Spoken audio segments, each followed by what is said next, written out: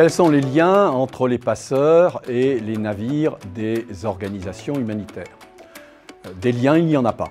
D'une part, il y a des passeurs qui organisent, autrefois à partir de la Turquie ou de la Syrie, maintenant à partir de la Libye, le trafic d'êtres humains en mer, en ayant recours d'ailleurs à des navires dont ils savent qu'ils sont incapables de traverser la Méditerranée. Le Conseil de sécurité des Nations Unies a identifié, sur les enquêtes des États, et sanctionné 6 passeurs liés à ces trafics d'êtres humains en Méditerranée, des Érythréens notamment, et étrangement 2 Libyens, qui sont des responsables du service de garde-côte libyen, qui assure la surveillance des espaces marins peut-être le jour et qui organise les trafics d'êtres humains le reste du temps probablement. Les navires des organisations humanitaires, des ONG, sont intervenus au-delà des eaux territoriales libyennes, qui prolongent le territoire terrestre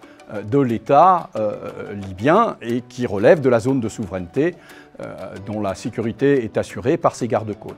Dans la haute mer où il y a une liberté de navigation, les cargos, porte-conteneurs de la compagnie danoise Maersk, les navires de pêche, des navires câbliers, des navires militaires sont intervenus comme les navires affrétés par les ONG pour se dérouter à la demande des centres de coordination de Malte ou de Rome et pour faire face à la détresse des personnes naufragées qui de toute façon risquaient la noyade.